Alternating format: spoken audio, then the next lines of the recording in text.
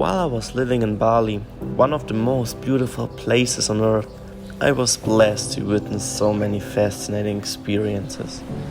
But through COVID-19, it's changed here a lot. Once crowded stores are only abandoned facades, once famous places equals a ghost town, the streets are empty and the people exhausted. It changed their way of life, because an environment which is built on tourism cannot survive when the country is in lockdown, and without any help, the people suffer. When you hear stories that people had to grow their own food because otherwise they would have starved to death, when you hear stories that people lost themselves and can't remember who they once were, then you start thinking about what life is really like in Indonesia, away from the paradise resorts.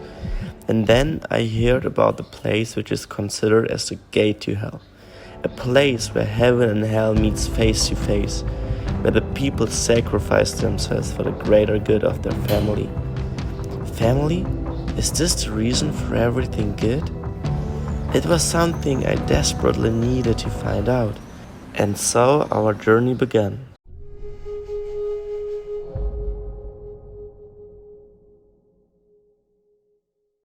The volcano Ijen is located in the east of Java Island and has an altitude of around about 9.5 thousand feet.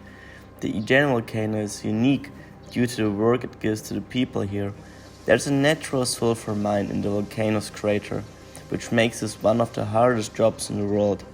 This is because the workers have to mine the sulfur with the simplest of tools in incredible temperatures and toxic gases, and then bring the 90 kilogram heavy sulfur up the hill and afterwards down to the valley, and that for just round about $7 per day.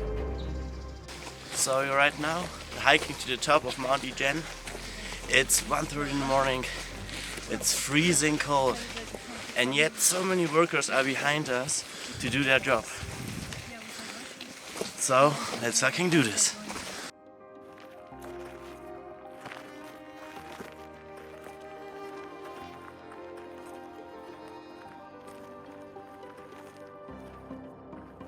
It's considered as maybe one of the hardest jobs here in the world.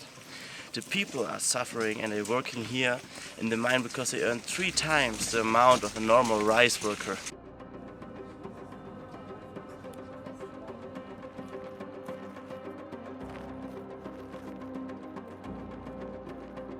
So we're nearly at the top, maybe 1.5 kilometers left, and it's harder than I thought. And now to realize that so many people are going here every day because otherwise they would have starved, their family would have nothing to eat and drink. That's heavy, it's really heavy.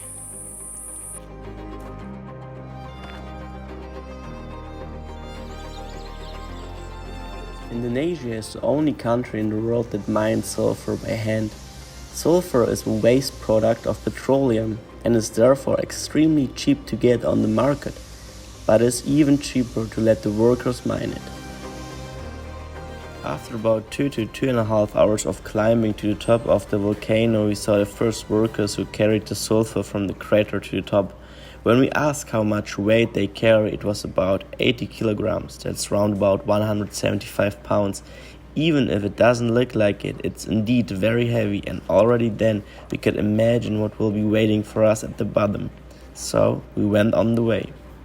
So right now it's burning in our mouth, in our eyes, and we're not even downhill. So I cannot believe that people are here working without masks, without gloves, without proper shoes.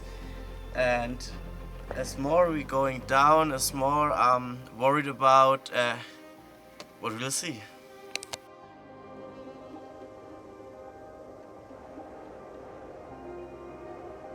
The volcano is a blessing and a curse at the same time. If you work as a sulfur engraver, you don't have to be afraid of hell anymore. After a few months, you lose all sense of smell and taste, and this whopping cough is unbearable.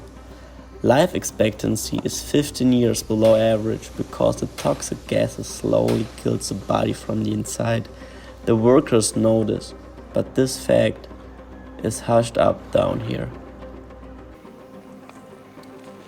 So the beautiful blue water you can see in the background, it's indeed pretty dangerous. It had a pH score under 1, which make it so venomous, and you better not take a swim there.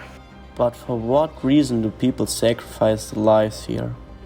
It's really only about one thing, and that's money. 1 kilo the PT sulfur 1 kilo 1020 rupiah.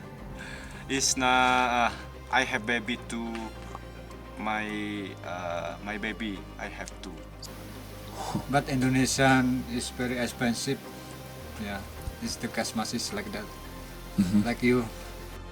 This worker told us that he has been working here for 12 years and is one of the oldest. In his time here, he has unfortunately lost many colleagues, or as he put it, friends. In the end, you do it only for the one thing, so that their family can be better off than them. Even if he does not believe that he will still be here in 10 years, he knows that the money is a blessing for his loved ones, and with this thought, they get up every morning. At the end, we are all human. We will never stop learning, and the people here teach us maybe the most important lesson in life, that so less people really understand. Life isn't fair, but it's still good. And someday, we will all die, but on all the other days, we will not.